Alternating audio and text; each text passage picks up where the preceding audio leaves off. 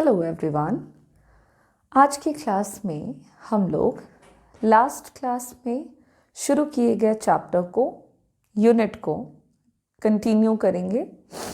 Last class में हम लोगों ने न्यू यूनिट शुरू किया है, यूनिट नंबर 6, जिसका नाम है इकोनॉमिक रिफॉर्म्स सिंस 1991। इस यूनिट में हम लोगों को क्या क्या टॉपिक, कौन कौन से टॉपिक पढ़ने हैं, मैंने आपको ब्रीफ में इसके लर्निंग ऑब्जेक्टिव्स को एक्सप्लेन कर दिया है कि हम कौन कौन सा टॉपिक इस यूनिट के अंदर कवर करेंगे।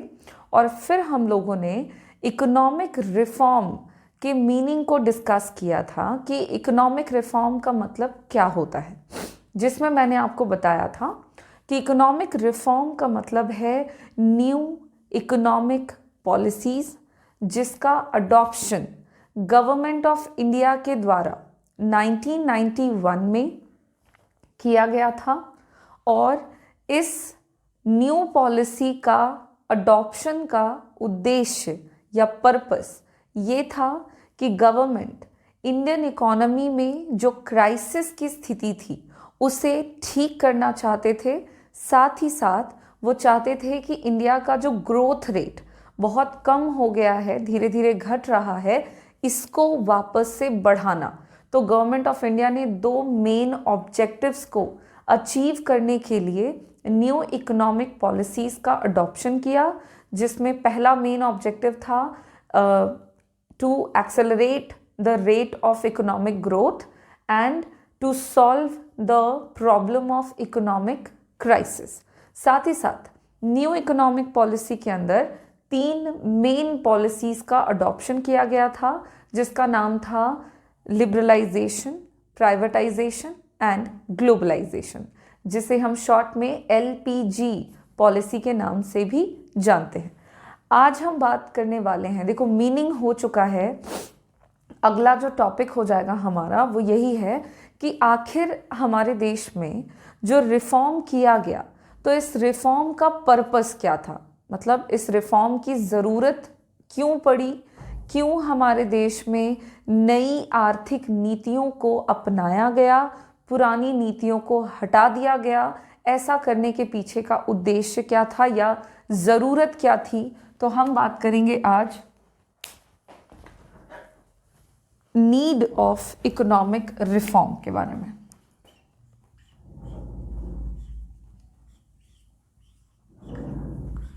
कि जो इकोनॉमिक रिफॉर्म किया गया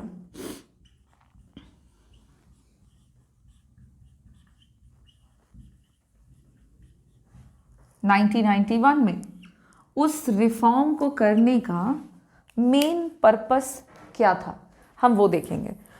तो देखो यहाँ पे हम लोग पॉइंट्स में, मैं जो नीड है ना इसको आप लोगों को पॉइंट्स में एक्सप्लेन करूँगी। हम लोग पॉइंट वाइज 1 बाय 1 करके need of economic reform discuss करेंगे और मैं यहाँ पे पॉइंट लिख दूंगी एंड देन आपको वो एक्सप्लेन करती चली जाऊंगी।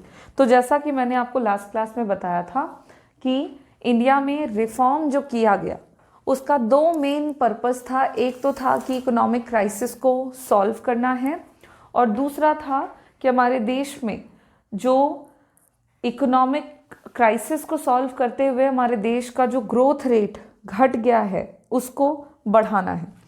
तो ग्रोथ रेट आखिर घटा ही क्यों, हमारे देश में ग्रोथ रेट अगर घट गया हम कह रहे हैं तो क्यों घटा, साथ ही साथ ये इकोनॉमिक क्राइसिस का क्या मतलब है, इस इकोनॉमिक क्राइसिस से हम क्या समझेंगे। तो उन्हीं सारे स्थिति को इलाबरेट करता हुआ नीड में पहला पॉइंट है माउंटिंग फिस्कल डेफिसिट। ठीक है, अब माउंटिंग फिस्कल डेफिसिट का क्या मतलब है तो ये समझेंगे आप लोग। सबसे पहले तो जो लिखा हुआ है मैं इसका आपको मतलब बता दूं। माउंटिंग का मतलब होता है इंक्रीज होना, माउंटिंग का मतलब होता है बढ़ना, ठीक है, इंक्रीज होना, राइज करना।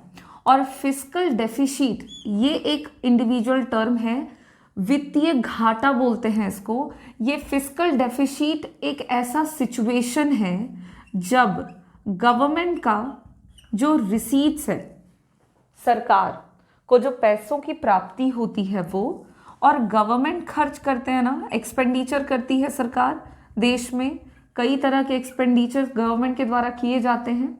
तो जो पैसा खर्च गवर्नमेंट कर रहे हैं और जो पैसा गवर्नमेंट को रिसीव हो रहा है, अगर इन दोनों का रिलेशन कुछ ऐसा हो जाए कि खर्चा बढ़ जाए एज कंपेयर टू प्राप्ति, जो पैसे मिल रहे हैं उसकी तुलना में अगर गवर्नमेंट का जो एक्सपेंसेस है, जो एक्सपेंडिचर है, अगर वो इंक्रीज हो जाता है, तो इस सिचुएशन को हम क्या कहते हैं?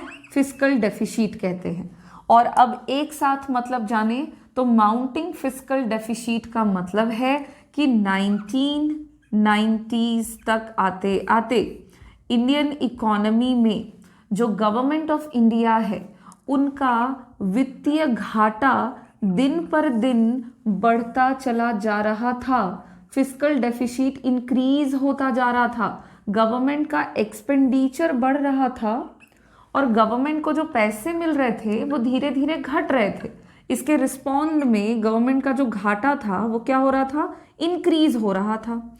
अब ये स्थिति समस्या वाली स्थिति थी और इस स्थिति से गवर्नमेंट को उबरना था, बाहर निकलना था। अब देखिए कि ये पॉइंट यही है, माउंटिंग फिस्कल डेफिसिट, सरकारी घाटा दिन पर दिन क्या हो रहा था? इंक्रीज हो रहा था। अब क्वेश्चन है कि ऐसा क्यों हो रहा था? अगर balance of payment fiscal deficit बढ़ रहा था तो क्यों बढ़ रहा था? तो मैंने बोला फिस्कल डेफिसिट मतलब एक्सपेंडिचर का ज़्यादा होना इन रिलेशन टू रिसीट्स, पैसों का कम मिलना। अब गवर्नमेंट के बारे में मैंने बोला कि वो खर्च करते हैं, तो गवर्नमेंट का जो एक्सपेंडिचर है वो दो तरह का होता है। सरकार दो तरह के खर्चे करते हैं, एक तो डेवलपमेंटल एक्सपेंडिचर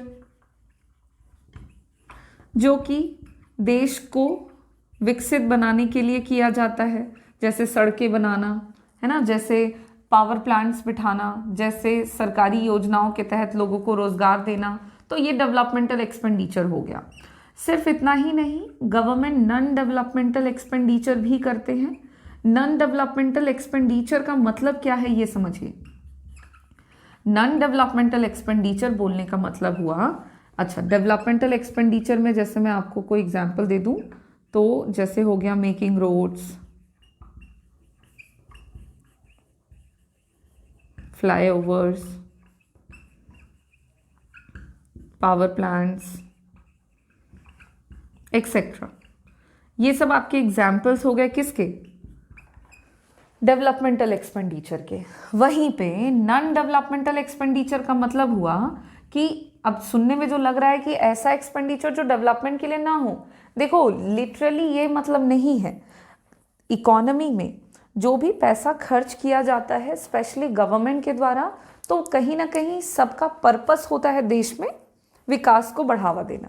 तो नॉन डेवलपमेंटल एक्सपेंडिचर फिर क्या हो गया? तो आप एक्सपेंडिचर को नॉन डेवलपमेंटल कह सकते हैं ऑन द बेसिस ऑफ कि डायरेक्ट डेवलपमेंट हो रहा है कि इनडायरेक्ट हो रहा है। तो नॉन डेवलपमेंटल एक्सपेंडिचर वैसे खर्चे होते हैं जो कि नेशन के डेवलपमेंट को इनडायरेक्टली प्रमोट करते हैं, डायरेक्टली नहीं। जैसे कि गवर्नमेंट जो है वो फ्लड विक्टिम पे खर्च कर रहे हैं, जैसे गरीबी को दूर करने के लिए एक्सपेंसेस किए जा रहे हैं, एक्सपेंडिचर किया जा रहा है ऑन रिड्यूसिंग पॉवर्टी, गरीबों को सरकार फ्री में खाना दे रही है, तो ये हो गया आपका नॉन डेवलपमेंटल एक्सपेंडिचर। जैसे कि एक्सपेंसेस या एक्सपेंडिचर किया जा रहा है, एक्सपेंडिचर फॉर फ्लड विक्टिम, बाढ़ आ गया है और बाढ़ पीड़ित जितने भी लोग हैं उनके पीछे सरकार खर्च कर रही है, तो ये सब नॉन डेवलपमेंटल है। अब इंडिया में 1991 में या 1990s में जो सरकारी घाटा बढ़ा, उसके पीछे का कारण था ये नॉन डेवलपमेंटल एक्सपेंडिचर में इंक्रीमेंट होना। गवर्नमेंट के ये जो नॉन डेवलपमेंटल खर्चे थे ये डे बाय डे क्या हो रहे थे? बढ़ रहे थे, जिसकी वजह से गवर्नमेंट को काफ़ी ज़्यादा पैसे खर्च करने पड़ रहे थे। इतने पैसे खर्च करने पड़ रहे थे जितना उनके पास थे नहीं या जितना उनके पास आ नहीं रहे थे। और एक्सपेंडिचर के बढ़ने से हमारी इकोनॉमी में प्रॉब्लम ये होने लग गया कि सरकार के पास पैसे थे नहीं, और ये ज़रूरी का खर्चा है ना, गरीबों को छोड़ नहीं सकते, बाढ़ पीड़ितों को छोड़ नहीं सकते, तो खर्च तो करना पड़ेगा। तो गवर्नमेंट ने अपने नॉन डेवलपमेंटल एक्सपेंडिचर की ज़रूरत को पूरा करने के लिए क्या किया, लोन ले लिया। भाई पैसे नहीं हैं, खर्चा करना ही पड़ेगा, तो कैसे करोगे, लोन ले लेंगे। तो गवर्नमेंट ने भी लोन ले लिया। अब लोन लिया तो लोन के साथ साथ गवर्नमेंट का जो इंटरेस्ट पे करने की लाइबिलिटी है, लोन के पीछे पीछे तो उसका इंटरेस्ट भी आता है ना, बिना ब्याज के तो हम कर्ज लेते नहीं हैं, लेना तो हम चाहते हैं लेकिन हमें मिलता नहीं है। सरकार के साथ भी कुछ ऐसा ही था। गवर्नमेंट ने जब लोन ले लिया तो लोन के साथ साथ गवर्नमेंट को इंटरेस्ट पे करने की लाइबिलिटी वो धीरे धीरे क्या हो गई, बढ़ने लग गई। और चूंकि गवर्नमेंट के पास पैसे नहीं थे, पैसे होते तो वो नॉन डेवलपमेंटल एक्सपेंडिचर के लिए तो लोन नहीं लेते। तो क्योंकि गवर्नमेंट के पास पैसे नहीं थे, उन्होंने लोन लिया। लोन लेने के साथ साथ इंटरेस्ट चुकाने की जो लाइबिलिटी है वो बढ़ गई, और इंटरेस्ट चुकाने की गवर्नमेंट के पास पैसे नहीं थे, जिसकी वजह से गवर्नमेंट ने क्या किया, नया लोन ले लिया। अब न्यू लोन से आपकी सरकार पुराने लोन का इंटरेस्ट चुका रही है, क्योंकि ये धीरे धीरे बढ़ रहा है, और जो नया लोन लिया इसके साथ साथ इसका भी इंटरेस्ट आया, और इसके इंटरेस्ट को चुकाने के लिए भी पैसे नहीं हैं। तो गवर्नमेंट ने क्या करना शुरू किया, नया लोन लेना शुरू किया पुराने लोन को चुकाने के लिए। तो न्यू लोन से ओल्ड लोन चुकाया जा रहा है, और ऐसा करते करते इकोनॉमी जो थी हमारी वो एक ट्रैप में फंसती चली गई, दैट इज कॉल्ड डेब्ट ट्रैप।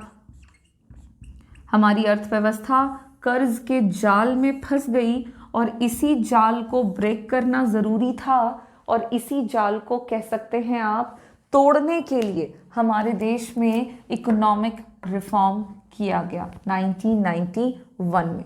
ज़रा ध्यान से सुनोगे इन सारी बातों को कि क्या है, बहुत ज़्यादा कुछ टफ नहीं है, मैं बिल्कुल ब्रीफ में बता दूं।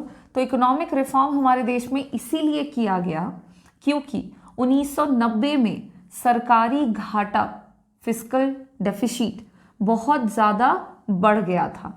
इसके पीछे का कारण था गवर्नमेंट का नॉन डेवलपमेंटल एक्सपेंडिचर का बढ़ना, और नॉन डेवलपमेंटल एक्सपेंडिचर के बढ़ने के कारण सरकारी घाटा डे बाय डे बढ़ रहा था। साथ ही साथ नॉन डेवलपमेंटल एक्सपेंडिचर की ज़रूरत को पूरा करने के लिए गवर्नमेंट ऑफ इंडिया ने लोन ले लिया, और लोन को लेने पर उनके ऊपर इंटरेस्ट को चुकाने की जो लाइबिलिटी थी वो बढ़ गई, और उसके कारण गवर्नमेंट ने नया लोन लिया, जिससे उन्होंने पुराने लोन को चुकाया, और जब नया लोन पुराना हो गया तो गवर्नमेंट ने फिर से नया लोन ले लिया, और इस तरह से आपकी इकोनॉमी, आपकी सरकार कर्ज के जाल में फंस गई। और इसको ही तोड़ने के लिए 1991 में इकोनॉमिक रिफॉर्म की पॉलिसी का अडॉप्शन किया गया। क्लियर है? ये पहला पॉइंट है, ये पहला आप समझो इसको फर्स्ट नीड है ये, कि क्यों हमारे इंडियन इकोनॉमी में इकोनॉमिक रिफॉर्म की ज़रूरत पड़ी। तो सबसे पहला कारण हमें पता लग गया कि हमारे देश में हमारी सरकार कर्ज में डूब चुकी थी, हमारी अर्थव्यवस्था कर्ज के जाल में फंस गई थी, और उसी जाल से बाहर आने के लिए हमारी गवर्नमेंट ने पुरानी पॉलिसीज़ को बदलकर उसकी जगह पर नई पॉलिसीज़ का अडॉप्शन किया, जिसके अंदर 3 मुख्य नीतियों को अपनाया गया, उदारीकरण, निजीकरण और वैश्वीकरण नाम की 3 पॉलिसीज़ थी। ये तो हो गया भाई पहला नीड। लेकिन सिर्फ यही एक समस्या नहीं थी कि आपकी सरकार का घाटा बहुत बढ़ गया था, जिसकी वजह से अर्थव्यवस्था कर्ज में डूब गई थी। सिर्फ यही एक कारण नहीं है, इसके अलावा और भी कारण हैं कि इतना बड़ा फैसला हमारी अर्थव्यवस्था में लिया गया, पुरानी तमाम नीतियों को बदलकर उसकी जगह पर नई नीतियों को अपना लिया गया। तो इसके पीछे और भी कारण हैं। अब देखते हैं हम लोग सेकंड क्या रीज़न है 1991 के रिफॉर्म के पीछे।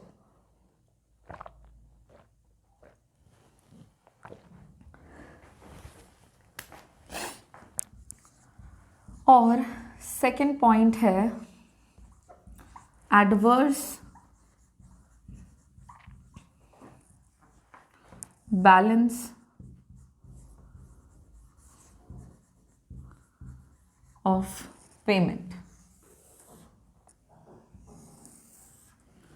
एडवर्स बैलेंस ऑफ पेमेंट, जैसे सरकारी घाटा बढ़ गया था, ठीक उसी तरह इंडियन इकोनॉमी में 1991 के टाइम पीरियड में जो बैलेंस ऑफ पेमेंट था इंडिया का, वो एडवर्स हो गया था। एडवर्स का मतलब तो हम समझते हैं उल्टा। बैलेंस ऑफ पेमेंट हमारे लिए नया टर्म है, तो इसको हम ज़रा समझेंगे। Balance of payment is a statement, financial annual statement, जो कि आपको बतलाता है किसी भी कंट्री में जो फॉरेन एक्सचेंज होता है उसके बारे में। It is a statement of foreign exchange of a country. किसी भी अर्थव्यवस्था के विदेशी विनिमय के बारे में आपको इससे पता लगता है। और इसमें मेनली क्या होता है, तो इसमें होता है पेमेंट जो विदेशों को करते हैं, और इसमें होता है रिसीट्स जो हमें विदेशों से प्राप्त होता है। अब सवाल है कि हम विदेशों को पेमेंट क्यों करते हैं? तो देखिए, फॉरेन एक्सचेंज मतलब क्या? फॉरेन एक्सचेंज मतलब इंपोर्ट एंड एक्सपोर्ट। विदेशों से तो हम आयात निर्यात करते हैं कई तरह की वस्तुओं को, तो जब हम इंपोर्ट करते हैं तो उसके बदले में हमें पे करना पड़ता है, और जब हम चीज़ों को बेचते हैं तो उसके बदले में हमें पैसे रिसीव होते हैं। तो वही है पेमेंट एंड रिसीट्स के बीच का जो पूरा का पूरा स्टेटमेंट है, वो आपको बैलेंस ऑफ पेमेंट से पता लगता है। इंडिया में 1990s के टाइम पीरियड में ये जो बैलेंस ऑफ पेमेंट है ये एडवर्स हो गया था। का मतलब है कि कंट्री में जो पेमेंट हमें करना पड़ रहा था विदेशों में वो ज़्यादा था, और जो रिसीट्स था हमारा, जो प्राप्ति थी, वो धीरे धीरे घट रही थी। और इसको अगर हम डेटा के सेंस में बताएं तो आपके इंडियन इकोनॉमी का जो बैलेंस ऑफ पेमेंट है वो 1990s में बढ़ करके 17,367 करोड़ हो चुका था, जो कि 1980s to 81 में, मैं आपको डेटा यहाँ पर लिख के बता दूं कि 1980 से 81 में इंडिया में जो बैलेंस ऑफ पेमेंट था, मतलब जो हमें पेमेंट करना पड़ रहा था, वो ₹2214 करोड़ था। ठीक है, हमको इतना पेमेंट करना पड़ रहा था, किसके बदले में? इंपोर्ट के बदले में। और ये आंकड़ा या ये फिगर बढ़ करके 1990 से 1991 में हो गया 17,367।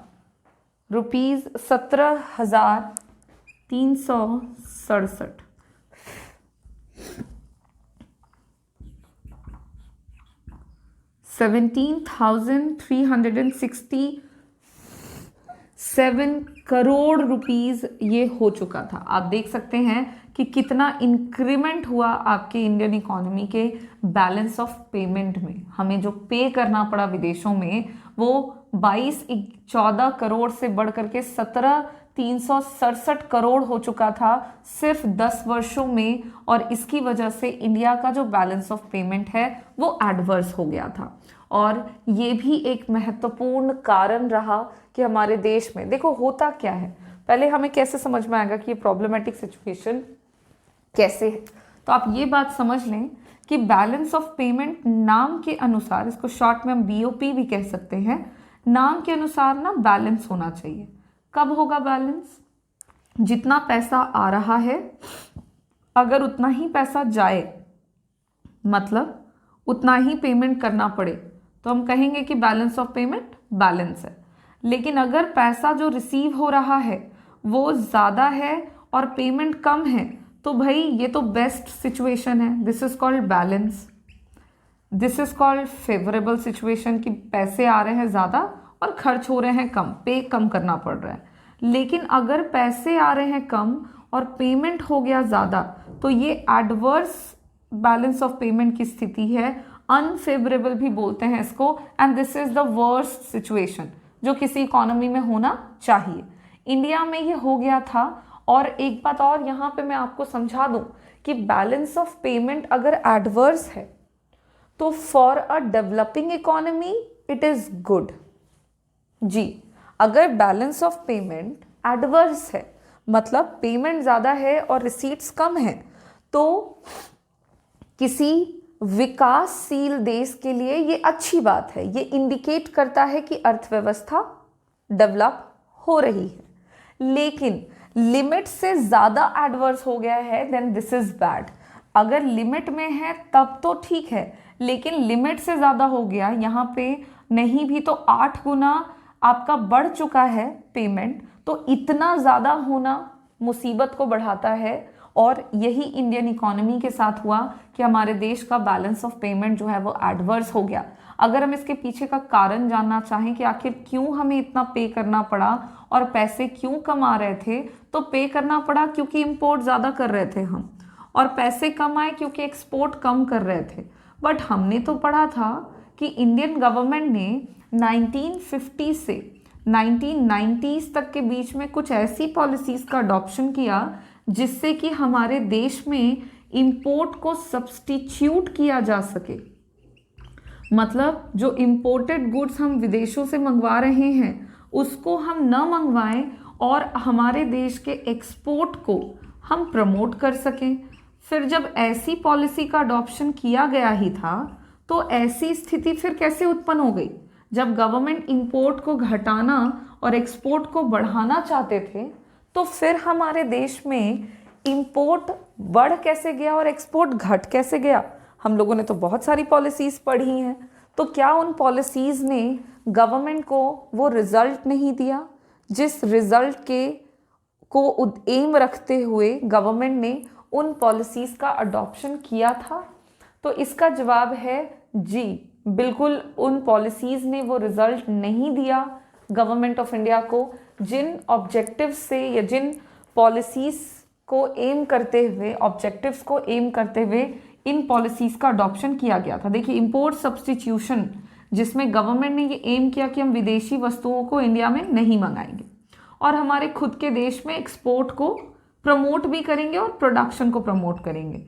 तो जब विदेशी वस्तुओं का हमारे देश में इंपोर्ट कम कर दिया गया, बंद कर दिया गया, तो इससे हुआ ये कि डोमेस्टिक प्रोडक्शन, हमारे देश में जो उत्पादन चल रहा था उस तरह के गुड्स, जो प्रोडक्ट्स डोमेस्टिक प्रोडक्शन में प्रोड्यूस हो रहा था, वैसे प्रोडक्ट्स जो हैं उनकी क्वालिटी बहुत ही ज़्यादा बुरी थी। वो उनकी क्वालिटी ख़राब होने लग गई due to lack of competition, जिसकी वजह से एक तो वो प्रोडक्ट हमारे खुद के इकोनॉमी में भी उनके डिमांड घट गए, साथ में जब हमारे प्रोडक्ट विदेशी बाज़ार में गए तो वहाँ पे इंटरनेशनल कंपटीशन जहाँ पर था वहाँ पे हमारे प्रोडक्ट फेल हो गए और हमारे प्रोडक्ट बिकने बंद हो गए, एक्सपोर्ट बंद हो गया। अब बंद हो गया, कम हो गया, तो पैसे भी आने कम हो गए, जिसकी वजह से रिसीट्स घट गया और हमें प्रोडक्ट्स की ज़रूरत थी, हमारे प्रोडक्ट्स अच्छी क्वालिटी के नहीं थे, तो फिर हमारे देश में ज़रूरतों को पूरा करने के लिए इंपोर्ट को बढ़ा दिया गया, जिसकी वजह से पेमेंट जो है वो बढ़ गया और बैलेंस ऑफ पेमेंट एडवर्स हो गया।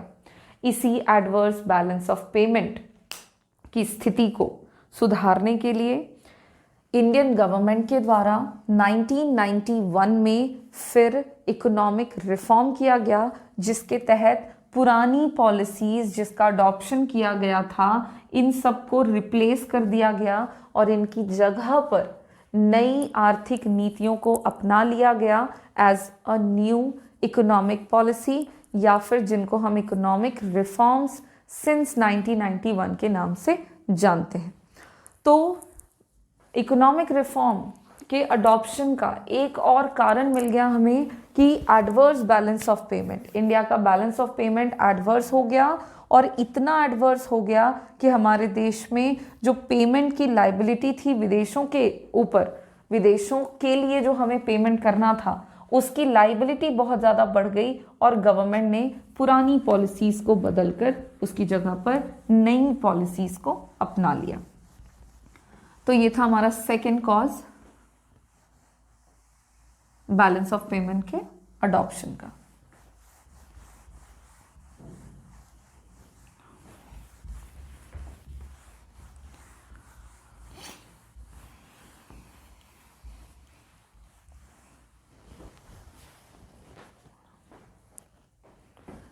अब देखते हैं हम कि और क्या कारण थे इंडियन इकोनॉमी में। तो और भी कारण थे, जैसे कि राइज इन प्राइस या राइज इन प्राइसेस भी बोल सकते हैं इसको।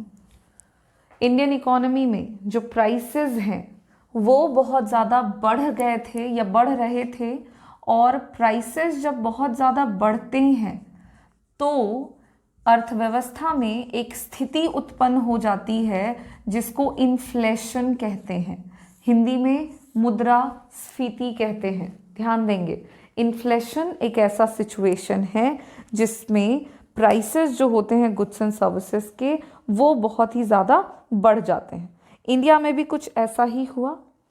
जो प्राइसेस थे, जो जनरल प्राइस लेवल था हमारे देश का, वो बहुत ज़्यादा बढ़ गया था, और उसके पीछे कई कारण रहे कि प्राइसेस जो हैं वो हमारे देश में क्यों आखिर बढ़ गया।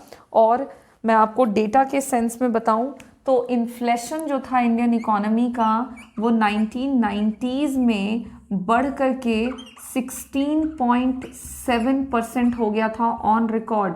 इंडिया की हिस्ट्री में है कि कभी भी इन्फ्लेशन का रेट इतना हाई नहीं हुआ है। हालांकि इन्फ्लेशन होना या महंगाई होना देश के लिए अच्छा है, लेकिन इन लिमिटेड सेंस। बहुत माइनर सा इन्फ्लेशन है तो वो इकोनॉमिक डेवलपमेंट की गति को बतलाता है कि इकोनॉमिक डेवलपमेंट जो है वो अच्छा चल रहा है, तेज़ हो रहा है। लेकिन अगर इन्फ्लेशन का रेट बहुत ज़्यादा हाई है तो फिर ये आपके नेगेटिव साइड में चला जाता है। और इंडिया में 1990s की शुरुआत में देखा गया कि महंगाई जो है वो इतनी ज़्यादा बढ़ रही है कि इन्फ्लेशन का रेट हाई हो गया और इन्फ्लेशन बढ़ करके 16.7% हो गया। इसके पीछे का कारण ये था, महंगाई आखिर बढ़ती क्यों है या उस समय महंगाई क्यों बढ़ गई। तो हमारे देश में जो भी वस्तु और सेवाओं का मांग था, जो भी डिमांड हो रही थी हमारी अर्थव्यवस्था में, उसकी तुलना में जो सप्लाई था वो कम था। जितने गुड्स की हमें रिक्वायरमेंट थी उतने गुड्स हमारे पास अवेलेबल नहीं थे, डिमांड बहुत ज़्यादा था और सप्लाई बहुत कम था। तो चूंकि डिमांड ज़्यादा है, सप्लाई कम है, तो इस स्थिति में प्राइसेस जो होते हैं वो बढ़ जाते हैं। तुम ऐसा समझो कि खरीदने वाले 100 लोग हैं और बेचने के लिए सिर्फ सामान 10 उपलब्ध है। यहाँ पे जब ज़्यादा लोग होंगे, सिर्फ 10 सामान हैं और ज़्यादा लोगों को चाहिए, तो इस स्थिति में जो प्राइसेस होते हैं वो आपके बहुत ही ज़्यादा बढ़ जाते हैं। और प्राइसेस के बढ़ जाने से इन्फ्लेशन आ जाता है और ये इकोनॉमी के लिए एक बुरी स्थिति है, इकोनॉमिक इंस्टेबिलिटी को दिखाता है। और यही स्थिति इंडियन इकोनॉमी में देखने को मिली। इंडिया में जो गुड्स एंड सर्विसेज थे उसका डिमांड बहुत ज़्यादा बढ़ गया था और जो सप्लाई था वो बहुत ज़्यादा घट गया था, क्योंकि डोमेस्टिक प्रोडक्शन जो था हमारी इकोनॉमी का, जो प्रोडक्ट्स हम प्रोड्यूस कर रहे थे उन प्रोडक्ट्स की क्वालिटी कुछ खास अच्छी नहीं थी, तो प्रोडक्ट्स का शॉर्टेज होने लग गया और डोमेस्टिक प्रोडक्ट का प्रोडक्शन कम होने की वजह से सप्लाई में कमी आई।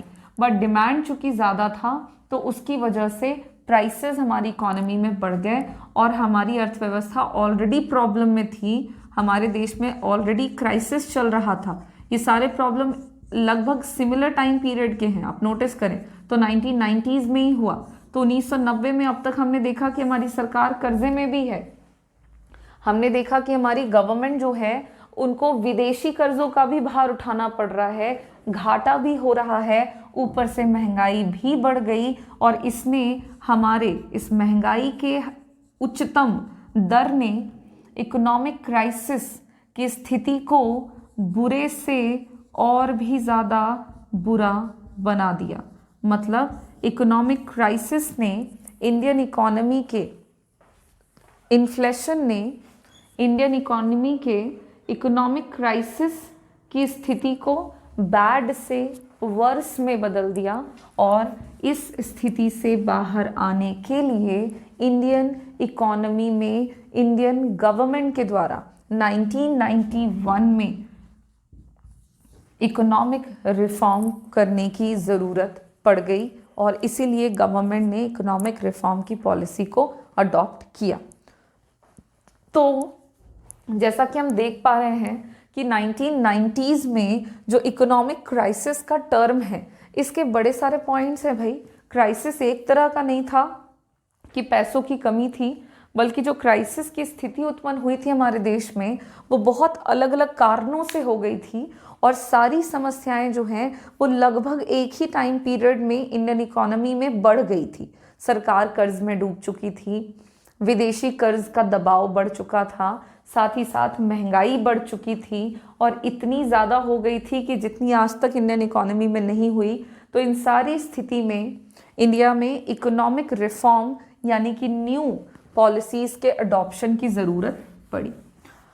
और भी पॉइंट्स हैं जो कि इकोनॉमिक रिफॉर्म्स के नीड को बताते हैं कि आखिर क्या ज़रूरत पड़ गई थी। तो अब तक तो हमने देख लिया है कि हाँ, ऐसी स्थिति उत्पन्न हो गई थी जिसका उपाय नहीं था सिवाय पॉलिसीज़ को चेंज करके या पैसों को कहीं से बहुत ज़्यादा लाने के। लेकिन वो भी पैसों की मात्रा भी अगर देश में बढ़ा दी जाए तो इससे समस्याएं जो है वो सुलझ नहीं जाती हैं, इससे समस्याएं और बढ़ जाती हैं। इन्फ्लेशन का मतलब ये होता है कि जो प्राइसेस है वो बहुत ज़्यादा बढ़ जाते हैं, जिसकी वजह से वैल्यू ऑफ मनी घट जाता है।